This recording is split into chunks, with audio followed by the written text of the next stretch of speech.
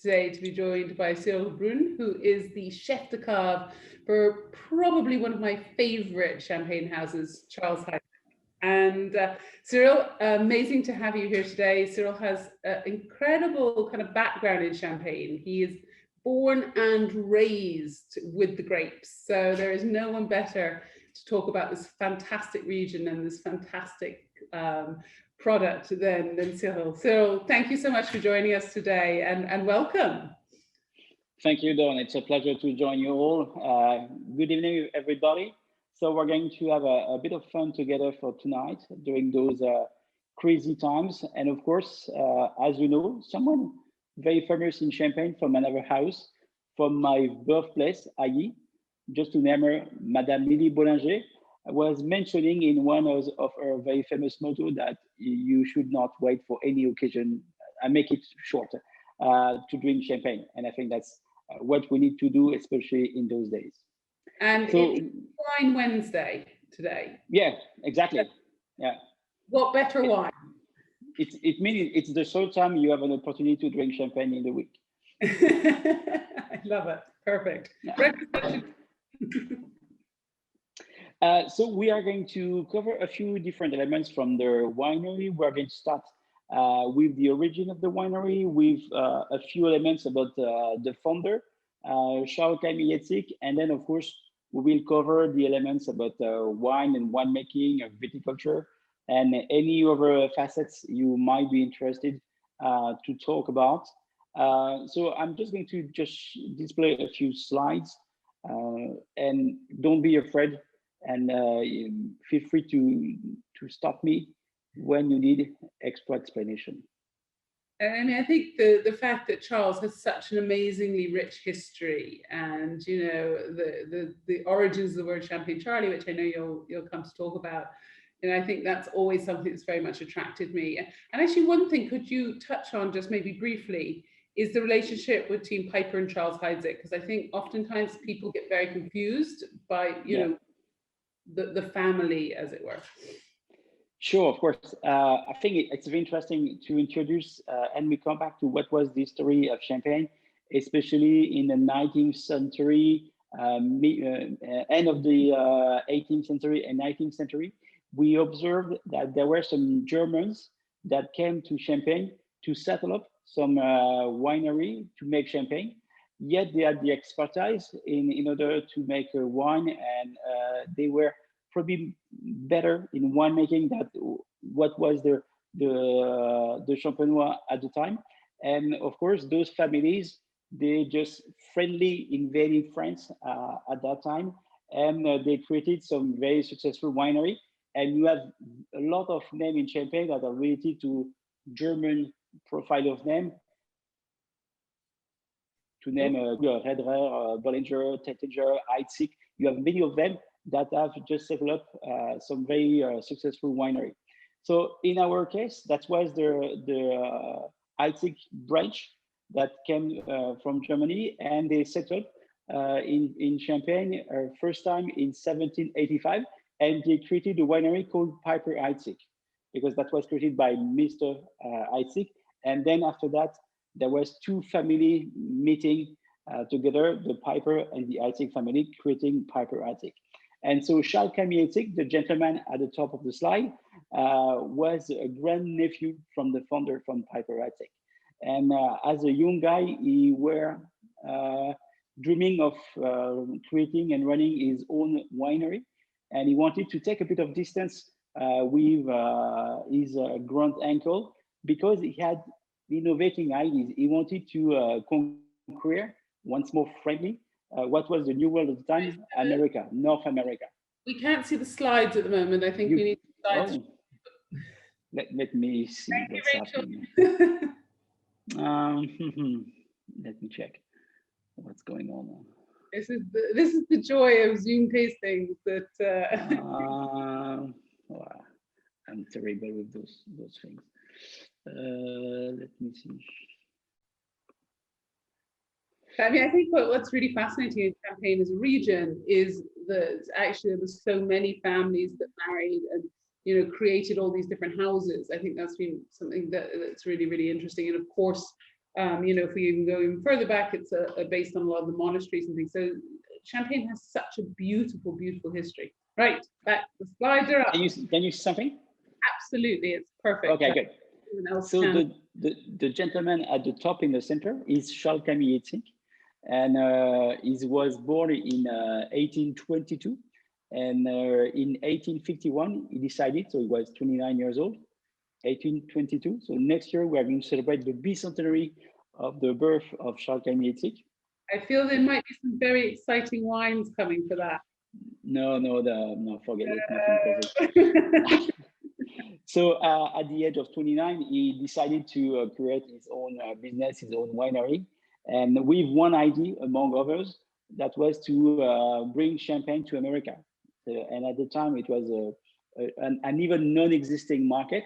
So we can almost like literally say that he has created the champagne market in America. So he traveled there several times, and he had a chaotic travels. Imagine that you were in the middle of 19th century, and it was during the Civil War in the US. So he has been jailed in Louisiana by a general from the South because he was just traveling like a dandy, and it was shocking for people from the South to see a guy like that. He was probably very articulate, very charming guy, and since they couldn't really understand what was the purpose of the travel of that man bringing champagne to America, they put it in jail. And hopefully he has been freed from this jail thanks to a gentleman that made an interesting political career a bit later. This gentleman was called Abraham Lincoln. Oh my goodness, yes, fantastic. Yeah. And he had met Abraham Lincoln during one of his trips, and of course Abraham Lincoln said, this guy is not a spy at all. He's even a friend of mine. So please make sure he's getting out of the jail.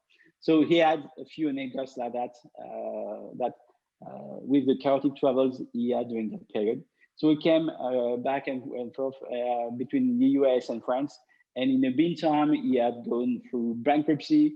So the winery had a very chaotic beginning, doing big yo-yos like that. And finally, he was recognized as a Champagne Charlie, and that was the nickname that was given to him when he was traveling to the US.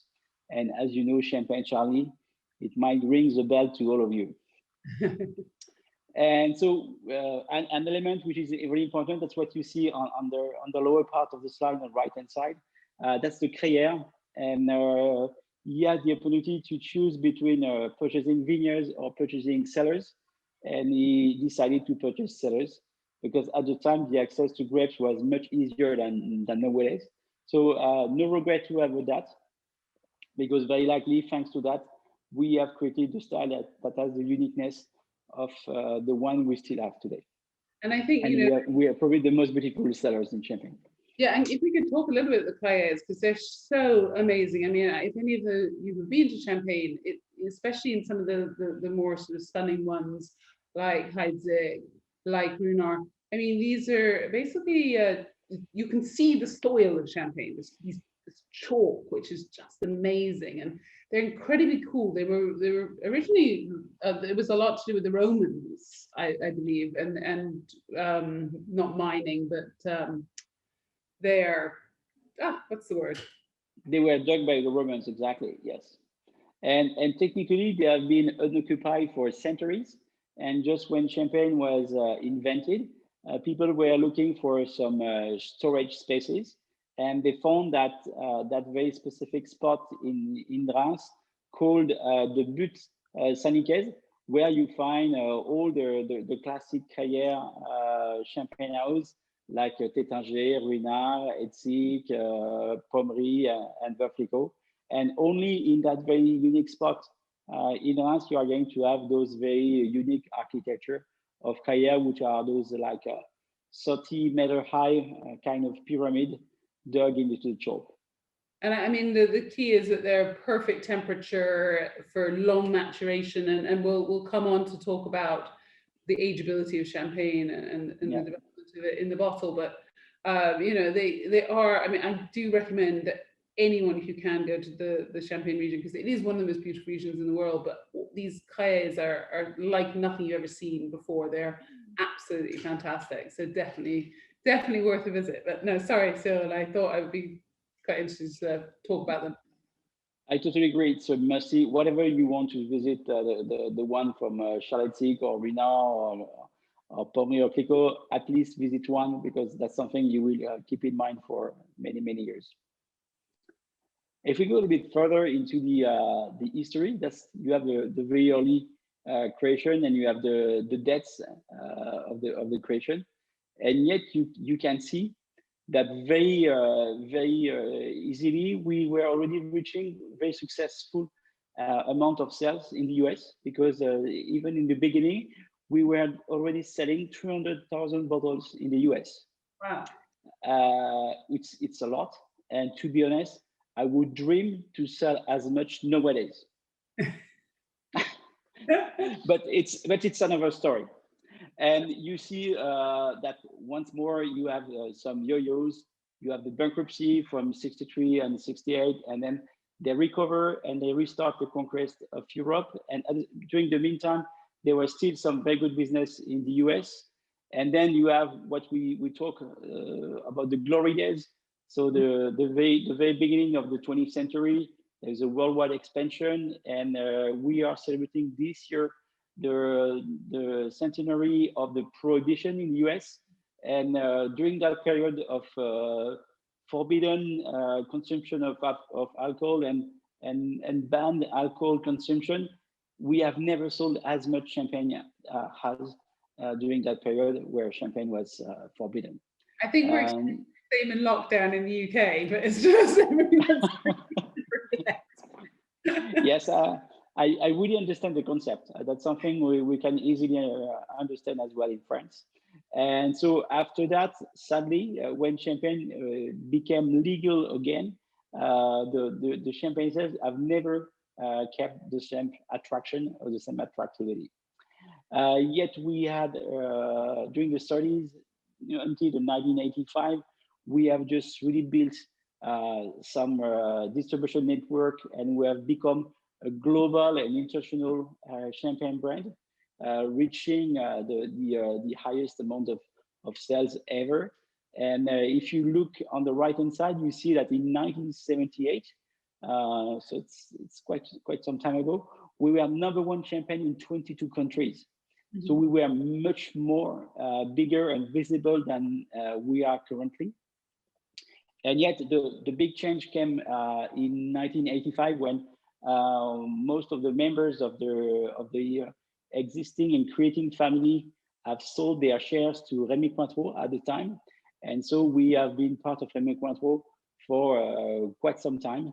And during that period, we have probably lost a bit of focus from the shareholder, and they were more obsessed by distribution of spirits than champagne. We were just among the portfolio, but with not a lot of focus. So we have lost 92% of our sales. So we have fully disappeared from the radar during that period. And in 2011, a young French entrepreneur called Christopher Descours, who is the owner of the group EPI, I just purchased both Piper and Charles Heidsieck with the ambition of making Charles Heidsieck live again. And that's we are just working on at the moment with new vision, new repositioning. And if we look what was the house at the acquisition time, the people that love Charles Heidsieck, they were just nicknaming the Sleeping Beauty. To be honest, we are more likely a kind of dead body. And now when we look at what has been done in the last 10 years, we are very seriously recovering. So we are not at the level we have known in the past, but we have already done a very serious amount of work. And and I think that's why Charles has always been, for me, that kind of the one that's sort of not given enough love. I mean, I've always loved Charles, and I think it's just such a beautiful. And we were talking, so Cyril and I did an interview for Champagne Show last year, and we were talking about the kind of that it's not just a champagne. Don't think of it as a champagne, it's a wine, you know, it's beautiful intensity. And hopefully all of you have opened at least the Brut Reserve, so you can kind of have a drink along with us before we actually talk about it, because, you know, why would you not? So when you look at the history of Charles Heidsieck, you really realize how chaotic it has been, and you almost consider that Aston Martin was an easy thing to run. So we have a question coming in from Facebook, Sure. which I actually we might cover as we talk about the vineyards, actually. So I'll keep that one to the side. But yeah, you know, I think it's definitely a champagne that has its own character and its own kind of real definitive style. And here we go, style like no other. Yeah. So I was about to introduce the style. So of course, there are some key assets.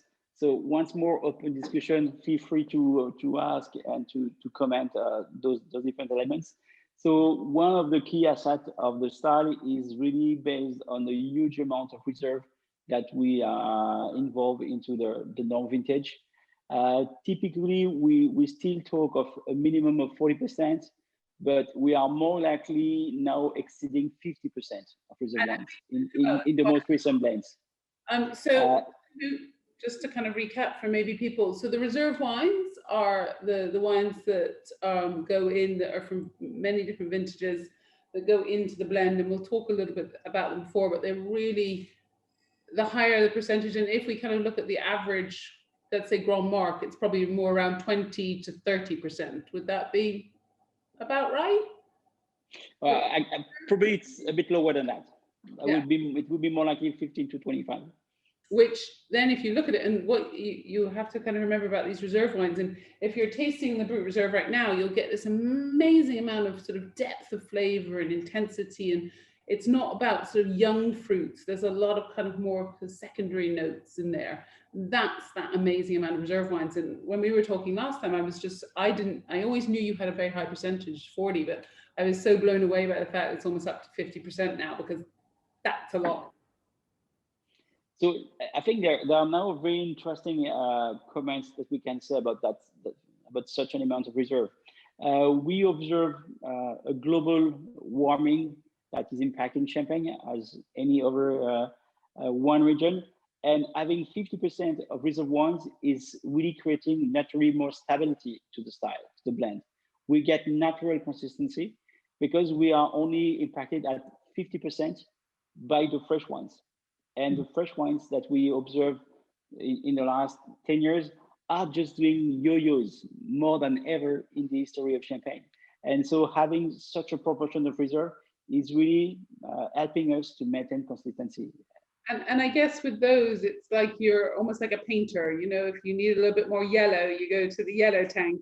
If you need a little bit more red, you go to the red tank. So, you know, it gives you, I guess, the flexibility to really control that consistency, depending on whether it's a hot vintage, a cool vintage, a vintage where there's a lot of frost or hail, which are, you know, also becoming more and more problematic in the region. And to be honest, it makes my job much easier. Imagine you have to paint a landscape with the sea and the sun. If you have mostly blue and yellow, you have already done a fraction of the work. I like it, and I think, you know, that's definitely where I'm seeing, and even if we look at sort of smaller grower champagnes that probably don't have that flexibility, but are probably much more in the kind of able to sort of look at their harvest times and picking, you know, there is definitely going to be more challenges surrounding harvest and vintage. This year was your earliest harvest on record. Yes, exactly.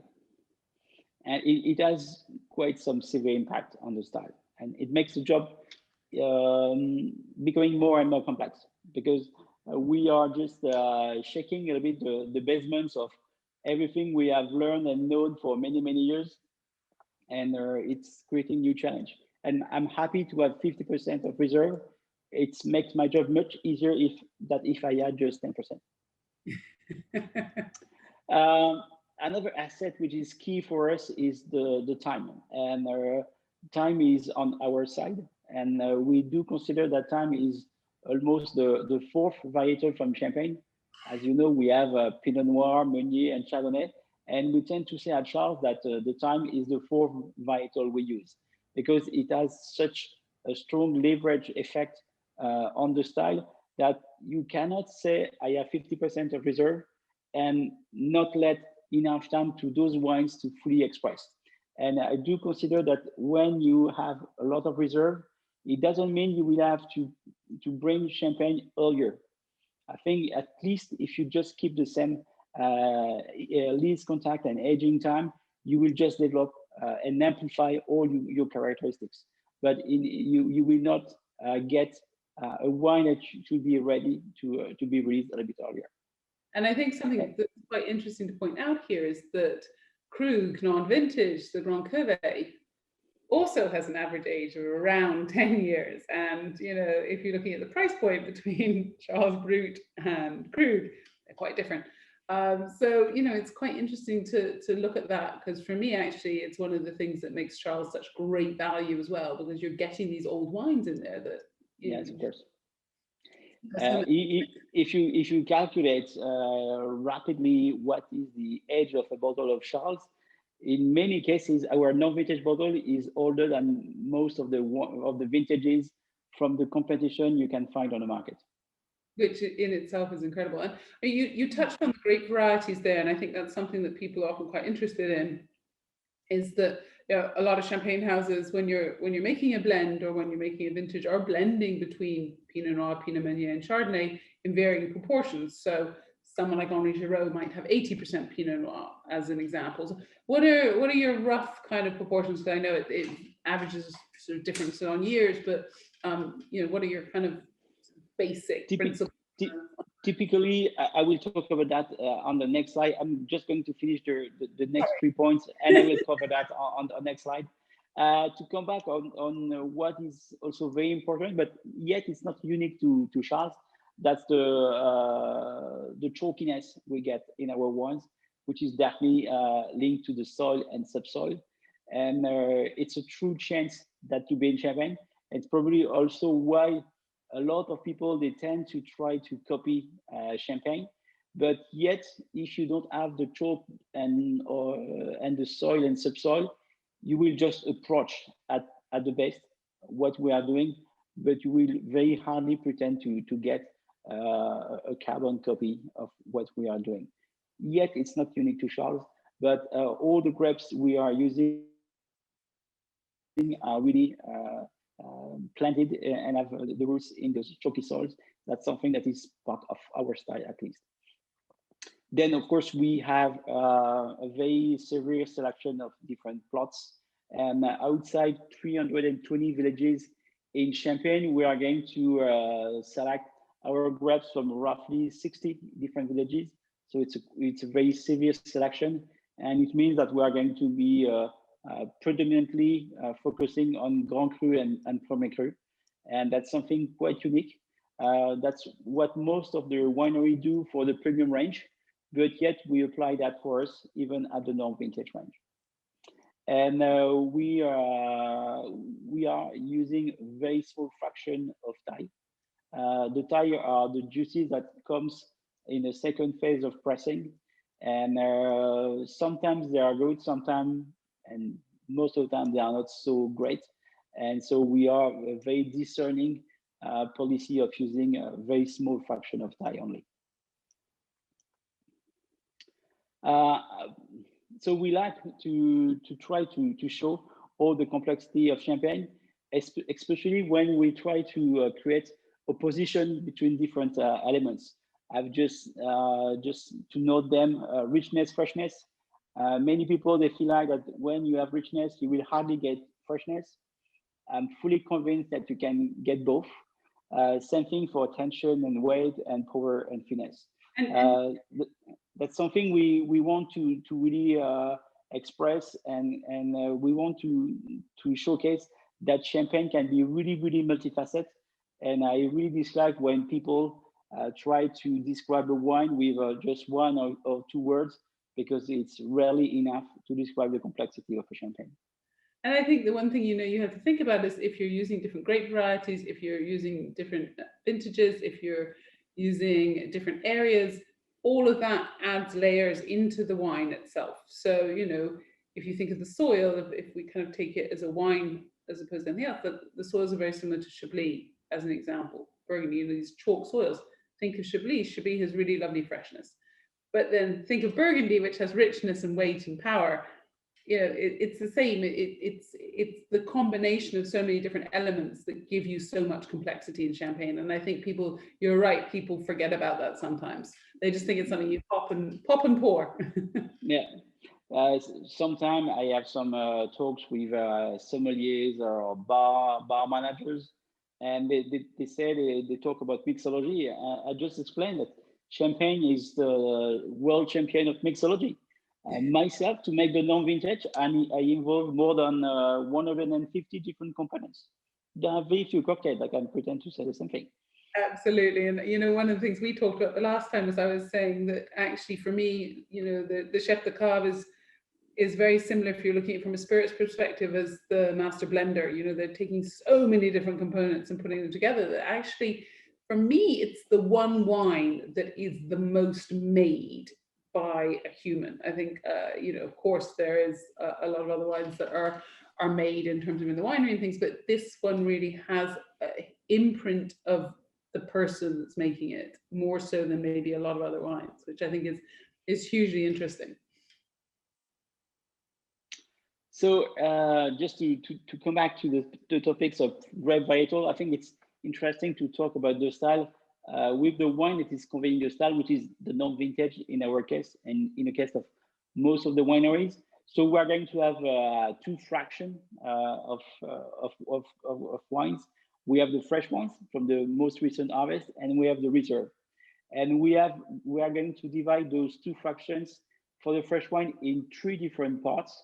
So we are going to have 1/3 Pinot Noir, 1/3 Chardonnay, and 1/3 Meunier for the 50% of the fresh wines. And for the over 50% of reserve, it's going to be half Pinot Noir and half Chardonnay. That would be roughly the recipe.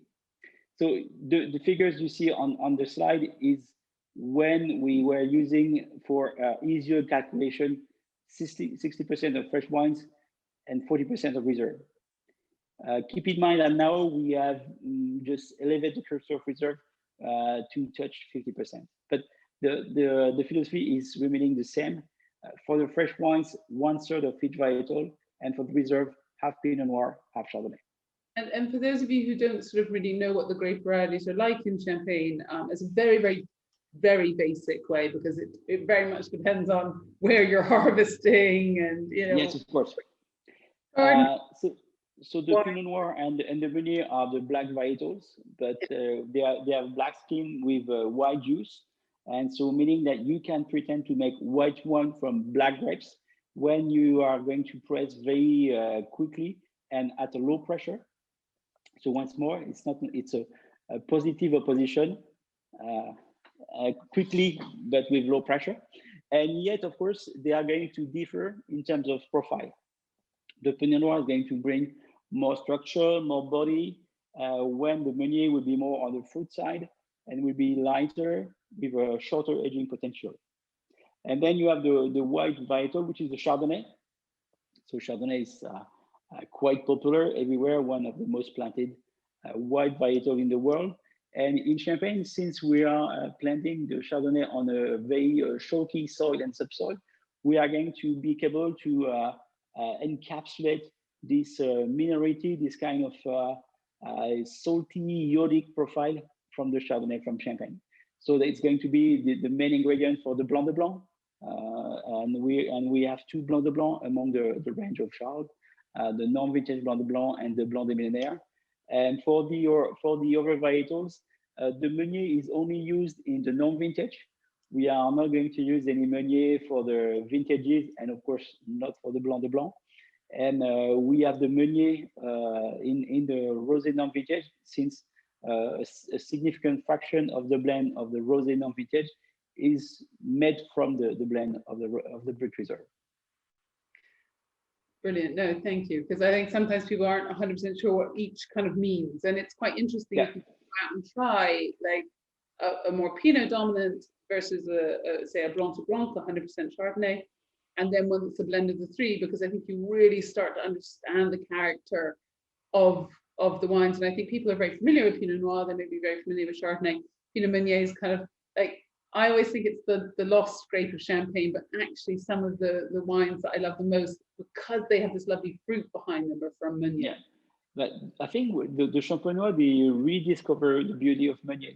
And I think it's a great benefit from global warming.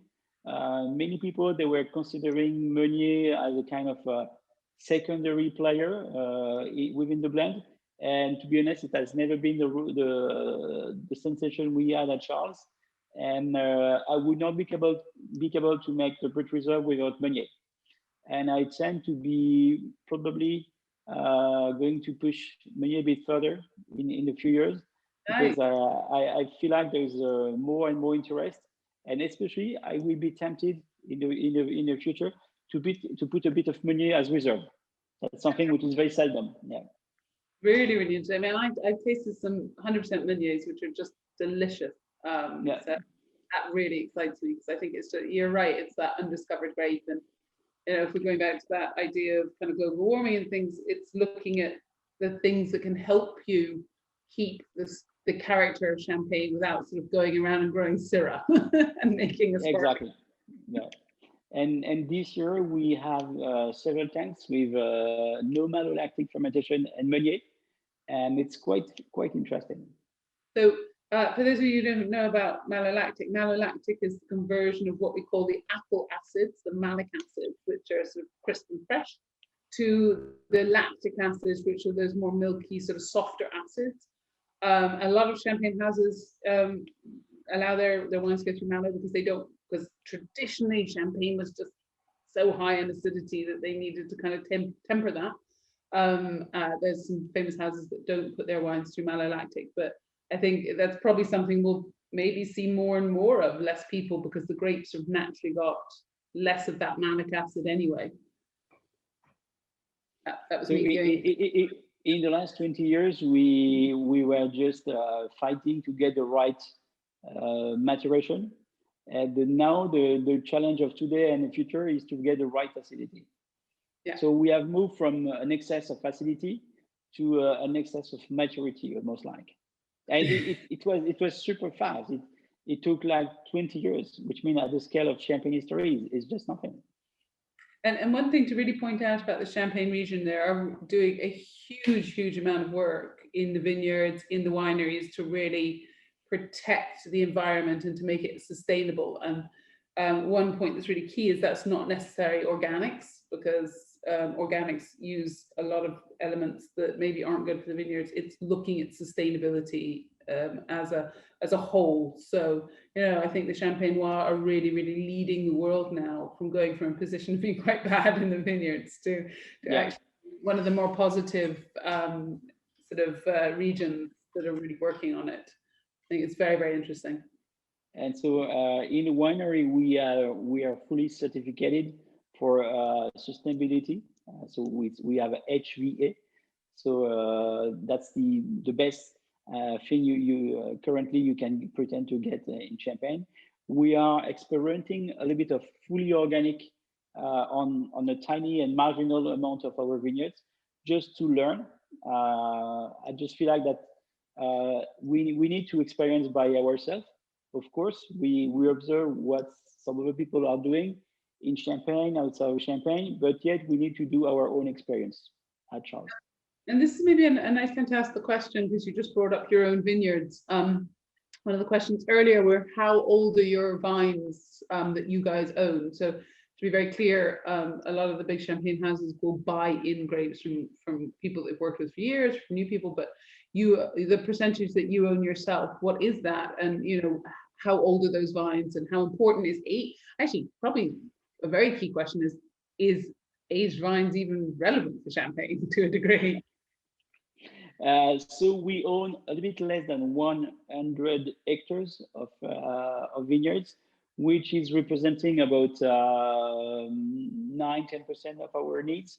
So meaning we are purchasing 90% of the grapes we need to set up our blends, which is a kind of normal situation because we are negociant, we are a champagne house, and by tradition, the land is owned by the grower, by the vigneron, and the business and the making of champagne is in the hand of the négoce, of the champagne houses. And there is this transfer of grapes just during the harvest, the growers, and in some cases, we have had relationship with growers for almost 5 generations. So there is it's not just a business affair, that's something with loyalty, and there are a lot of growers that are just so proud of delivering their grapes, of supplying their grapes to Charles. And with some growers, we are almost part of the family. I receive invitation to go to the weddings, to the baptism, and they are just like if their vineyard were ours. That's quite a unique situation. And I've just had another question from Facebook. Is what are you kind of doing with sustainability? Kind of what are the things that are priorities for you in the house? So now our vineyard is fully certified. We of course engage our grape supplier to go the same way.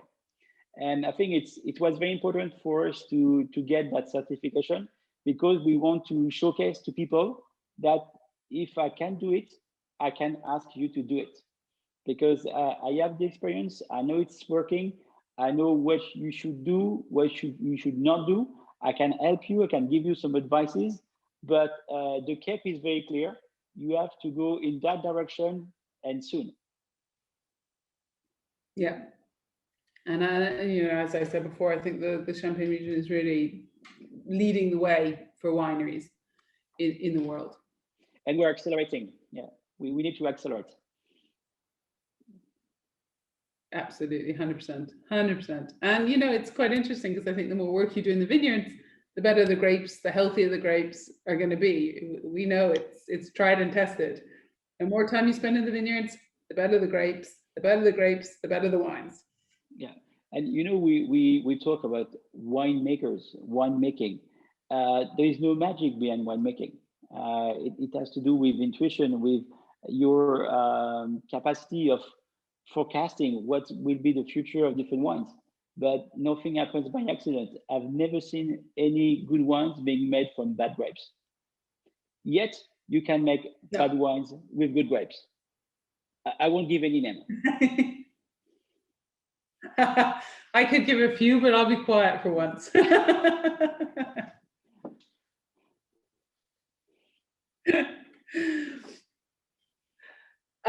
And actually, I'm looking at the slide here, and the one thing actually I think that I'd love to talk about now, if that's possible, is the aging. Because I mean, here I'm looking at something that says with the Brut Reserve to be enjoyed within 7 years, and a lot of times, I talk about with non-vintage is that yes, they can age a little bit, but not a huge amount of time. But so I'm saying maybe 3-4 years. You don't want to leave it for years and years and years. And actually 7 years seems quite a long time for what in our heads might be a blended wine. And can we talk a little bit about the ageability of Charles? And I have been so fortunate to have tried some very old Charles, which will to this day stay in my head. I think what's more, it has a lot to do with the reserve wines. So I'm going to come back on how we select the reserve wines to really understand that point. That's what I'm currently doing every day. I have a testing every morning, and we're going to test and review about 20-25 tanks every morning with my colleagues. And when we detect a very high potential for wines, which is not so easy, because when I mean a high potential, the wine is very likely to be very shy, closed, austere, sometimes reductive. And you have to really imagine what will be that component after 5, 10, somehow 15 years. And so you need to detect very early that potential.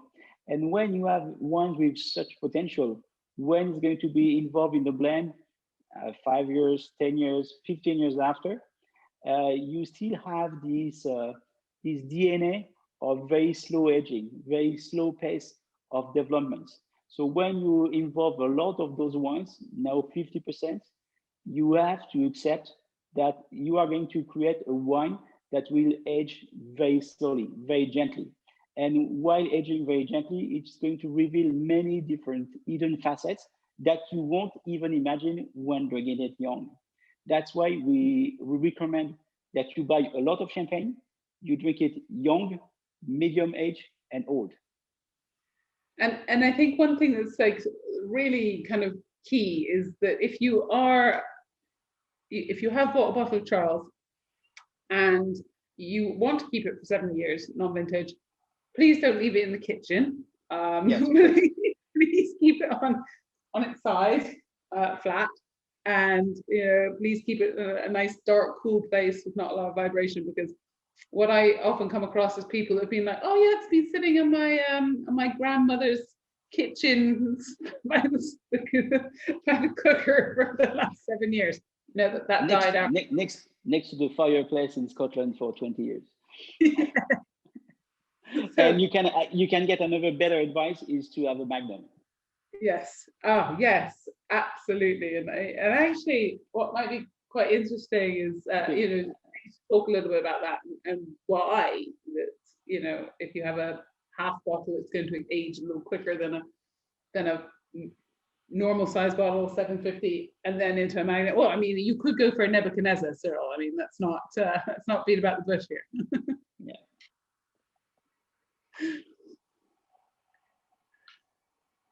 Oh, I also have another question, which is, what are the parameters that you use to detect what reserve wine will age and what won't? I don't use really parameters. It's really referring to my sensation, my perceptions, and how I can imagine to project the future of each component.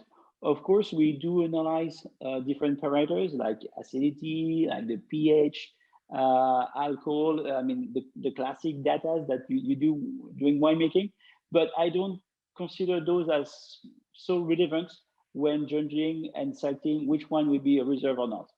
It's really based on the testing, nose and palate, something very, human, and that's something that I share with our testing panel. We are 6 winemakers, and of course, it's every time we have a wine with a debate, and technically, it doesn't mean it's going to be the wine that will get the best comment or the best mark, but usually when there are discussion, it means that there is complexity because we are all different, and what someone is going to detect, maybe another one will not detect the same thing or at the same intensity.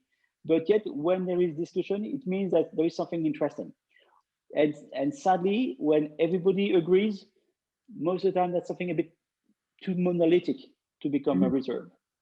Which is quite interesting, and I can understand why you're saying that. That I was very fortunate. I was in New Zealand a long time ago at Framingham, and which is an amazing winery in New Zealand, and one of my favorites there. And I was doing a Pinot tasting with them, and they had 100 Pinot samples, and we were going through and tasting because they were deciding what was going to be blended, what was going to go into sort of their more premium things.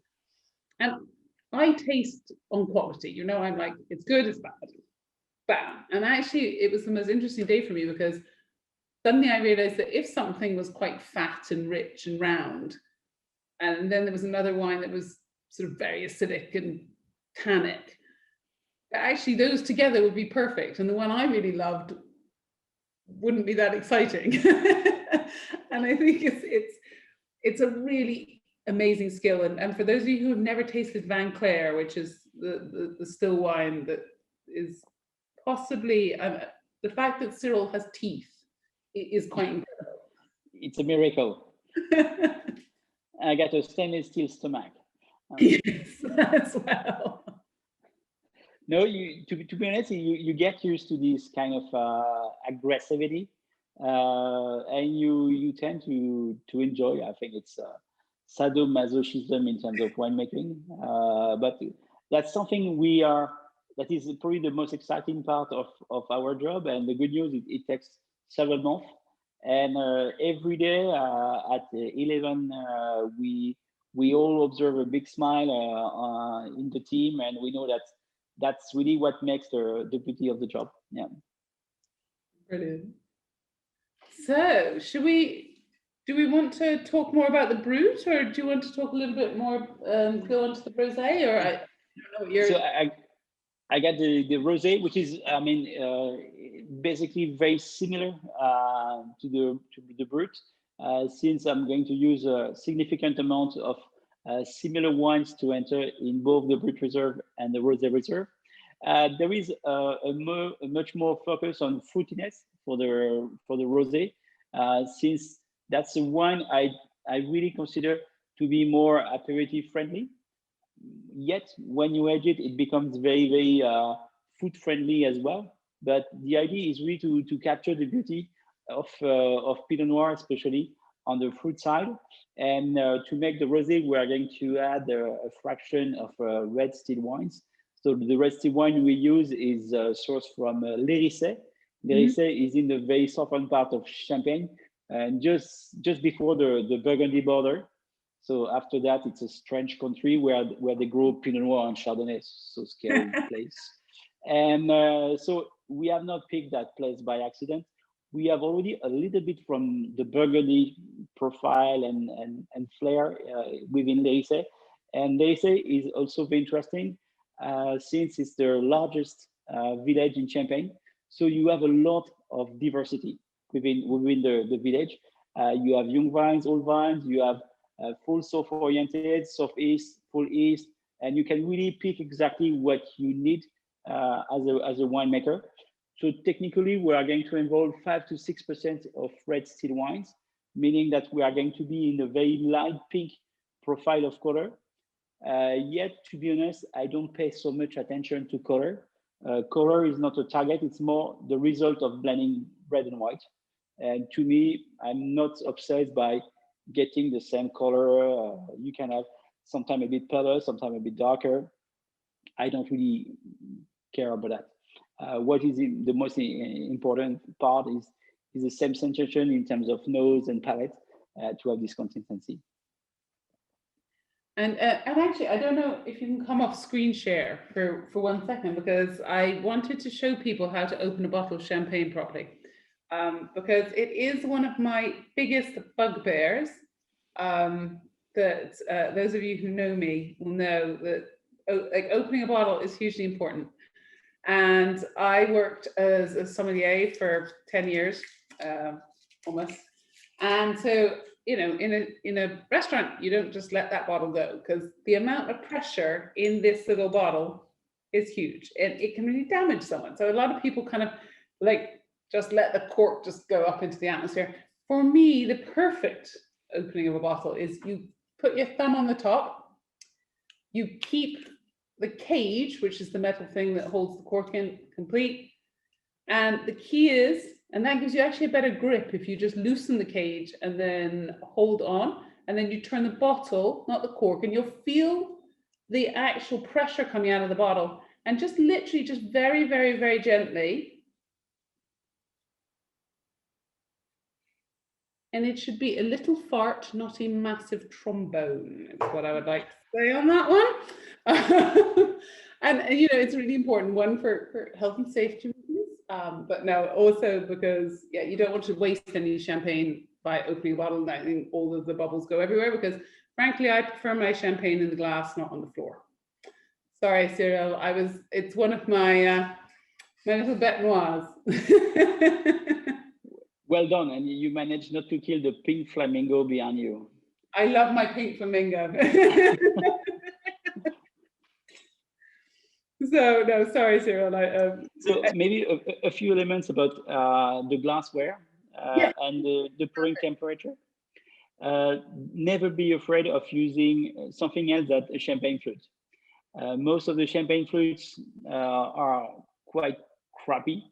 I would definitely recommend to have this kind of tulip shape like the one I show, or even the one Lagdon is really perfect. So there is wine glass, a really simple wine one glass. glass is fine. And when you use one glass, you should not be afraid sometimes not to see a geyser of effervescence. Because when you are using a flute, a very V-shaped flute, you are in many cases drinking in a dirty glass. I'm going to understand what I mean by dirty glass. When you have this very V shape, you will very hardly fully clean the very lower part of the glass. So there will be some residual sediments, microparticles that will create anchor point of diffusion of the CO2. So when you use this type of glass, you will be amazed by the quantity of bubbles. And but you should not judge champagne with your eyes. It's not because you have a lot of bubbles that you are going to have a great champagne. If you serve Perrier or Châteldon, it's not the same profile of bubbles. Some will be very, very intense bubbles. Some will be more gentle with a very smooth fizz profile. Yet, if you want to judge the effervescence, use your palate. That's the best tool. You can detect the size of a bubble, and you will be surprised how accurate your sense of touch, because there you, since you talk about your sense of touch, can be very, very accurate and precise in assessing what is the size of the bubbles. And of course, there is also one typical element. In a bigger glass, you pour more champagne. Now that is an element I like.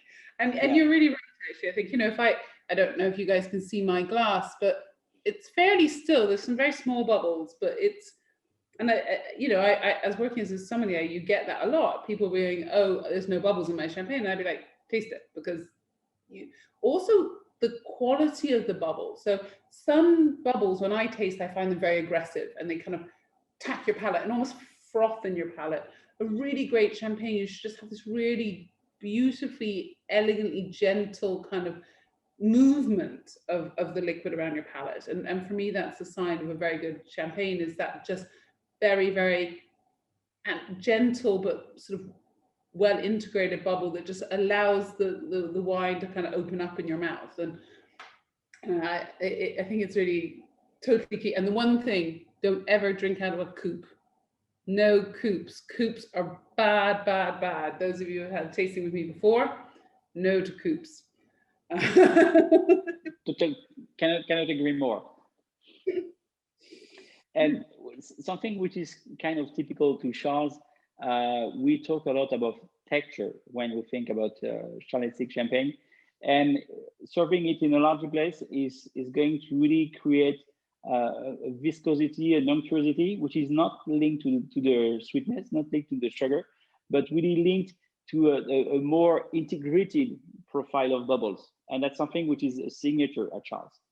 And one thing, you know, I think you really get, and please remember when you're using a glass, like, think about it. If this champagne has been aged minimum of 3 years and then it's spent some time in bottle, you know, if you keep it in a really tall, thin glass, you're not allowing it to express itself, because, you know, a glass that's kind of that shaped, one, you get air in, so you're just releasing those flavors. So treat it like a Burgundy, treat it like a good white wine, a good red wine, because you want those flavors to develop. And, you know, I've been known to decant my champagne. If I feel it's a little tight, decant it. And you should not be afraid to swirl your glass. And if you use this profile of glass, you are not going to spoil your shoes. So it's perfect. Yeah, and I think glassware is something that we probably don't talk enough about in champagne, because I think everyone wants to look fancy, and that's why the things like the coupe and the flute are used so often. But actually, you know, the glass that Cyril was showing that's just got that lovely roundness and then comes in is perfect, because it concentrates flavor into your nose and onto your palate and hits the right point of your palate. And also at the same time allows air in to kind of release flavors. I haven't, you know what, I haven't had this rosé for a long time. This is absolutely stunning. Thanks a lot. Another critical element is temperature, pouring temperature. So I would not really advise to deeply cool down champagnes. My advice for the non-vintage should be somehow, at the lowest 8, 9 Celsius, but more likely 10 Celsius, which means it's going to let enough freedom to the wine to really express properly. And yet, if you are enjoying your champagne in the next half an hour, meaning you are going to drink 3 glasses, that would be the very minimum to really understand the wine. You are going to discover every 10 minutes some new facets appearing, and you will be fully desperate, considering that the last glass is the best. And you might be tempted to open another bottle. And I think that's always the danger with champagne. And you know, it's a really good point, is that, you know, these wines will develop, they will get better as they open up. And would you say temperature-wise for vintage is around the 10 as well, or because of you just... It depends on the vintage. For young vintage, can be 10, 11, 12, and for on older vintages, it's just cellar temperature. And can we, so meaning 14. Can we talk a little about the vintages in Charles, because you do have an amazing collection of older champagnes, and yes.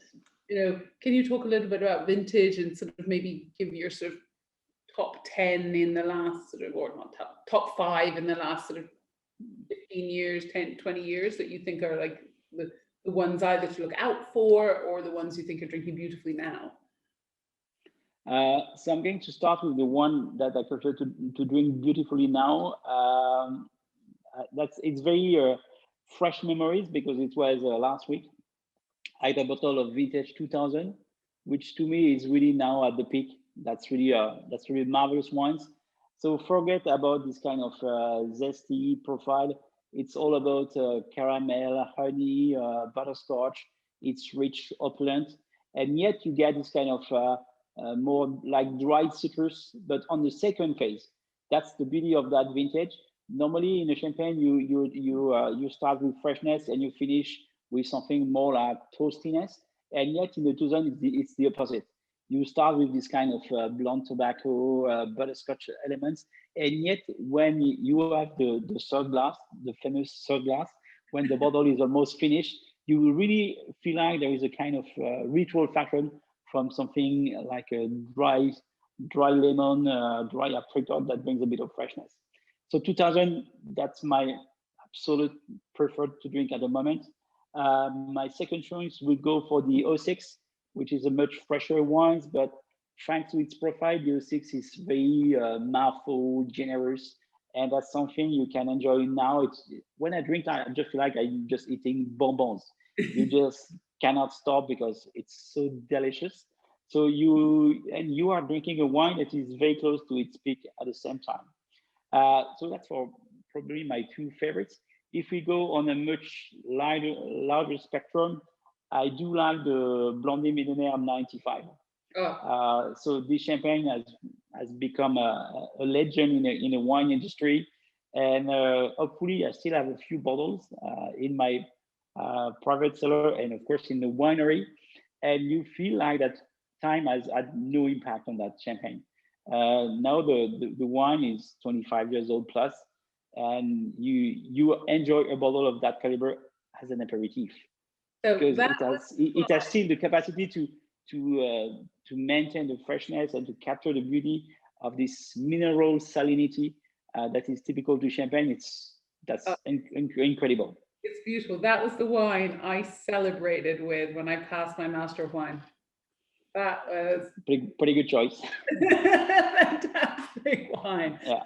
You know, and I think Blanc de Millionaire, which is kind of the kind of one of the cream of the crop for Charles, is a really great value vintage still, you know, and still releasing some nice older styles, which I think is really exciting. And you know, those of you who've never tried the Blanc de Millionaire, go out and buy one for a special occasion or whatever. You know, it's always it's a very precise wine. It's just delicious. Definitely one of my favorites. Then if I go much further in the past, I would go for the vintage 89, which is really a superlative vintage. That was a kind of massive and solar and robust profile when young, but it has aged really, really beautifully. And if you can find a large format, whatever it's a Magnum or Jeroboam, that it's really a dream bottle. Beautiful. So, so we had a question. Is it 06? No, the 19th. 06 is fabulous. What vintage are we on Blanc de Millionaire at the moment? Currently, the CO6. Yeah, it's CO6, which is delicious. But we were actually talking about the slightly older 96, which is yeah. We've got a couple of nice questions actually here. Sure. One kind of answer very quickly. So one of the questions was, how long would you keep it in the fridge to get to 8 degrees? So your standard fridge is well below 8 degrees. So yeah. what I do is I put it in the fridge for whatever length of time, and then I take it out and let it come up to temperature. So for example, these wines were in the fridge and then I took them out a good half an hour before I was going to taste, depending on how cold the bottles get in your fridge. And that's probably a really good rule, full stop, because most commercial fridges, unless you're very, very lucky and you have a Eurocave, are far, far too cold for most wines unless they're really shit. That'd be the. Would you say that's a fair? I think what I do, especially currently, I just put the wine on the window because we have 8-9 Celsius, and it's just perfect. But in the fridge, if you have to use the fridge, it should be kind of an emergency. But yet it may work. But when you drink wines like that, you have to prepare that kind of moment. I don't mean it cannot be unexpected. You have a friend, a last minute visit, you go for that. But I think it's part of the experience. Then to prepare, you select your glasses, you select your bottle, you try to plan what time you're going to serve it. So you plan what time you need to cool it down. I think it's part of the experience. Yeah, absolutely. And I think that's something for wine full stop that people don't actually think about. One of the quickest ways to chill wine down to a really decent temperature, which we used to do in the square quite a lot, because we kept everything at cellar temperature, which sometimes wasn't quite cold enough for wines of certain styles. We used to literally get some ice, put water in the bucket, because that's really important. If you just put ice in the bucket, it's not the best way to chill quickly. And then just pop it in. So, like you can, by having an ice bucket there, you can take it out, you can take it in. If I'm in a restaurant, I'll be like, do you know what, it's cold enough, just leave it out, but give me an ice bucket. And then if it comes up a little bit too much to temperature, pop it in for a couple of minutes, bring it back out. So, it's very much in your gift to play with the temperature. You'll know when the temperature is right, because you'll just get the most flavor out of it. And we have another really nice question, actually. What foods would you recommend pairing with the rosé? Technically, I like to go for something quite fleshy, a little bit fat, whatever it's meat or fish. When it's meat, I like this kind of antipasti, charcuterie driven profile, like tapas style. And when it comes to fish, I like this kind of fat fish, like tuna, salmon, or even smoked eels.